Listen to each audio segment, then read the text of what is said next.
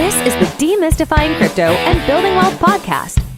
I knew that would be worth trillions. That had never existed in human history. There's been massive opportunities. The #1 podcast to help you understand and get insights into the crypto world, blockchain technology, wealth building, and financial investing. Now, here's your host, Tico Tawari, the world's #1 most trusted cryptocurrency analyst and Wall Street veteran with decades of experience in the financial space. Hello, friends, and welcome to another wild day in financial markets. Everything seems to be going topsy-turvy, and so today I wanted to really have a kind of a special meeting with you all. And, we've been communicating like this for several months now, and hopefully you should have some perspective about what's going on. So I really want to hear from you. What do you think is going on? What are your thoughts? How are you emotionally dealing with the volatility both in crypto and in the traditional equity markets? And then I will give you my perspective, but I would really love to hear your perspective today and see if, the time that we have spent together begun to develop your perspective of how to perceive these events as they unwind in real time, especially when they go in a direction that you don't want them to go in. So I'm going to say a couple of hellos here while you put your questions and comments. And that's really what I want to hear is your perception of what's going on right now.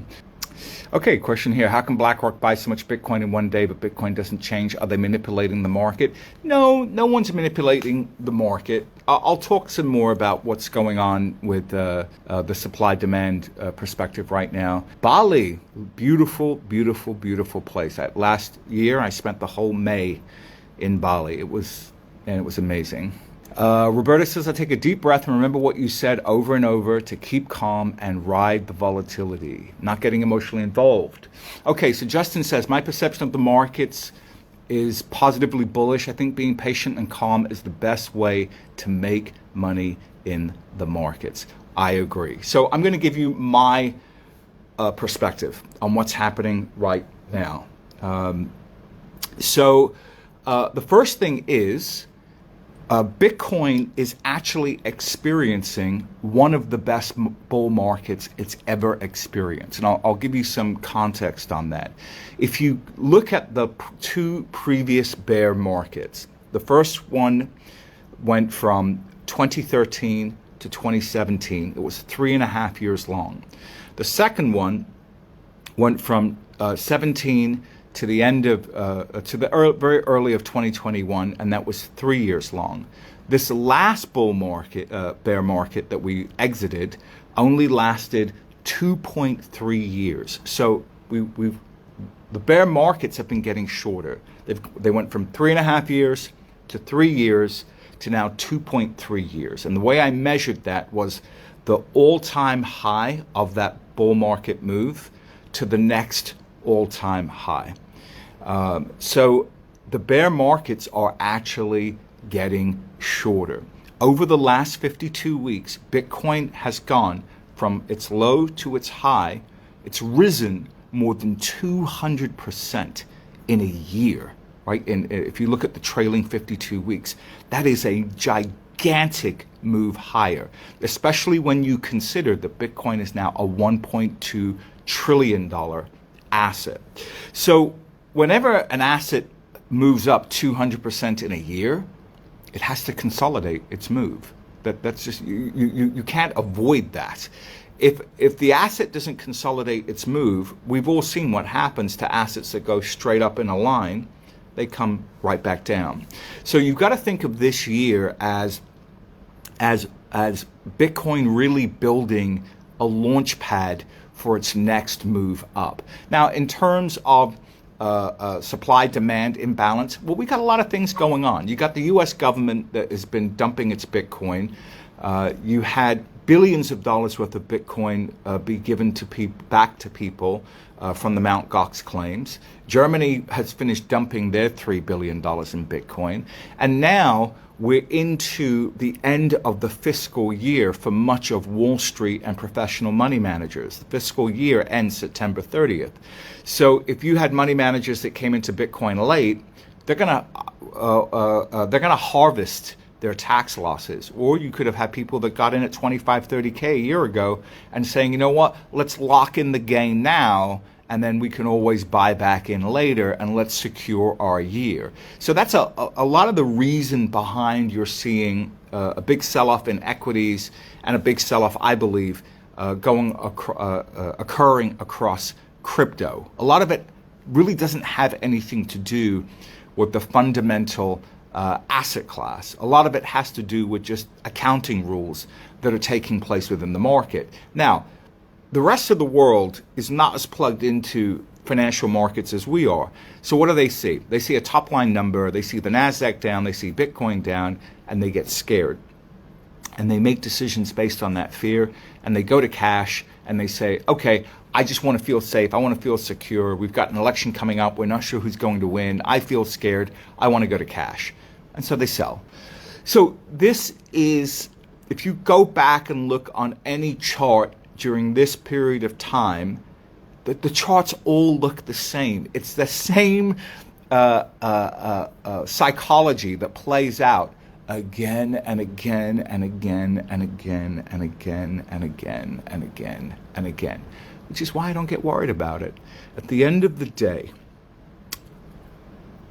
as an allocator of my own capital, right? Let's look at ourselves directly. We have made a decision that we want a higher return than we can get from bonds.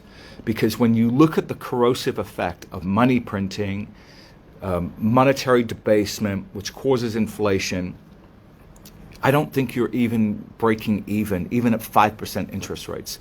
And 5% interest rates are not going to stay here forever. After you pay your taxes on that 5%, you're still not coming out ahead on an inflation-adjusted basis. So as investors, we need to be able to protect our capital. So we only have a few choices, right? You've got alternative assets like art and collectibles, which, you know, they're fun, but they don't have liquidity and they have very high transaction costs. So if we're looking at traditional investments, what do we have? We've got the S&P 500, we've got bonds, and we've got Bitcoin, right? We've got crypto. You've got gold. And you've got industrial commodities like oil, copper, and things like that. But really, for most of us, our decision is, are we going to be in the S&P 500? Are we going to be in individual stocks? Are we going to be in bonds? Or are we going to be in Bitcoin, in some kind of crypto? So for me, I look at each one of those asset buckets and I say, okay, sure, I want to have some exposure to the S&P 500. Yes, it is wildly overvalued, no question.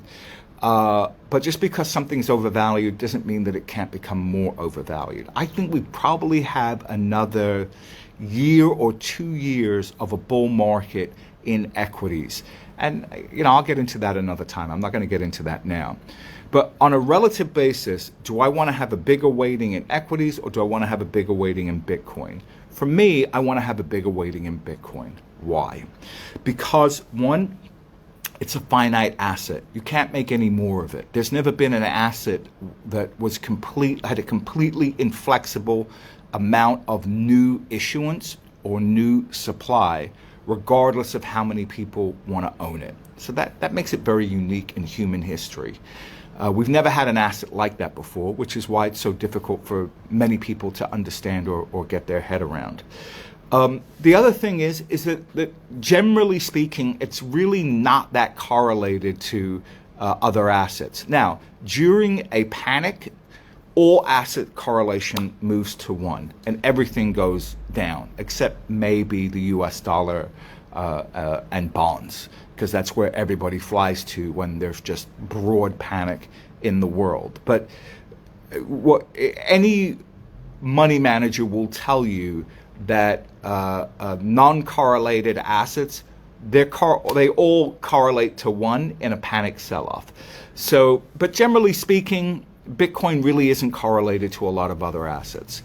The other thing that I like about Bitcoin over the S&P 500 is that the S&P 500 is really a very crowded trade. There's an enormous amount of capital that has already been allocated to it, and the valuations are extreme.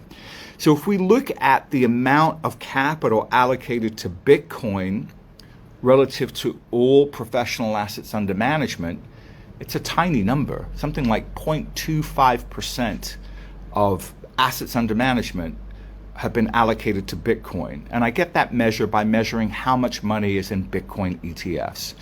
It's just 0.25% of the global amount of assets that are under management.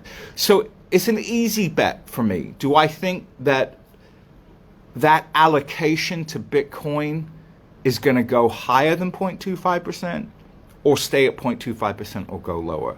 I think if we look at how Wall Street has now opened itself up and opened its arms to Bitcoin and crypto assets in general, the fact that Morgan Stanley has now allowed their 15,000 wealth managers to offer Bitcoin to their customers, I think we can clearly see that the trend for adoption of Bitcoin by traditional finance, that we are at the very doorstep of it. We are at the very beginning of it. And so I put my faith in that trend of greater adoption of Bitcoin as an investable asset will become a prominent feature and fixture in the portfolios of everyone over time. And it's a similar bet that you had to make in the late 80s and the early 90s when Bill Gates said that at some point in the future, every house will have a desktop computer in it. Now, even in the early 90s, like 92, 93, 94, that was an insane idea. People literally laughed and they said, why am I going to need to have a computer in my house? That is dumb. So back then in the early 90s, all you needed to know to make an absolute fortune from Microsoft stock, and Microsoft was highly volatile, all you needed to know was that at some point we would go from very few people having desktop computers to almost everyone having desktop computers. And Microsoft software would be in all of that. We didn't have to know exactly how they were going to make money, but if you went from just 30 million people having a computer to 3 billion people having a computer, you got to figure out that they'll figure out how to make more money. The same was true with Apple. When I recommended Apple in 2003, it was a very simple idea. They had this music player called the iPod. It was the best music player I had ever experienced. It was easy to use. It was wonderful. But unless you had an Apple computer, you couldn't use it. So something like 97% of the rest of the world could not use this amazing piece of equipment. And I remember reading in the 10Q that they were going to open up the iPod to the rest of the PC users that were out there. And so for me, this was a simple play. They were going to go from a small market, niche market, to a huge market. They were going to go from just 3% of the people out there to 100% of the computer users out there. And that was all you needed to know to make, I think, 40 or 50 times on your money over the last 20 years. That was it. You didn't need to know the exact timing. And believe me, my timing was terrible. I was down 30 or 40% at one point because Steve Jobs threw a tantrum and had something like 50 million of his options canceled.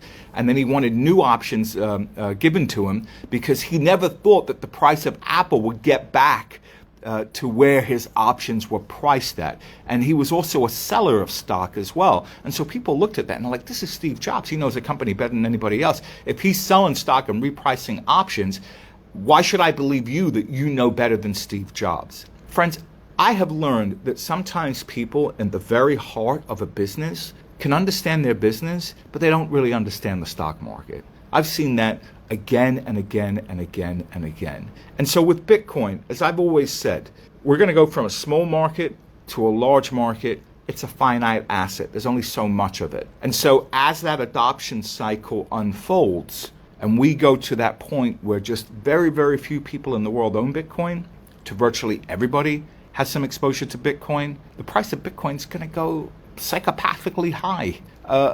In this run, I believe we'll see at least $150,000. Over time, you'll see $500,000, then $700,000, and then $1 million Bitcoin. You know, the price of Bitcoin is going to keep running for years and years and years and years. And it will be punctuated by extreme gut-wrenching volatility. The same was true of Microsoft. The same was true of Tesla. The same was true of Facebook. Facebook dropped 80% 2 years ago. Think about that. And they're a multi-billion dollar business that makes a ton of money. The same was true of Google. The same was true of Amazon. Any transformational technology that is difficult to understand, it's never a straight line up. It is gut-wrenching. It is brutal. They make you pay. There is a payment you have to make life-changing money from a financial asset. Nothing comes for free. Friends, you and I have been around long enough. We're not babies. We've seen life. Life makes you pay. And you either got to pay with money or you got to pay with stress, one or the other. And so what I have tried to do since 2016, since I recommended BTC at $400, is give you that mental framework to get through that long, dark night of the soul. We had to go through a 2.3-year bear market just now.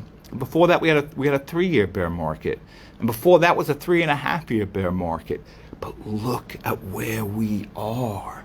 Look at where we are. In 2017, I said, put your trust in Wall Street greed. Yes, publicly they are saying they hate Bitcoin right now. Larry Fink is saying it's an index on money laundering. And I told you, all of them will turn around.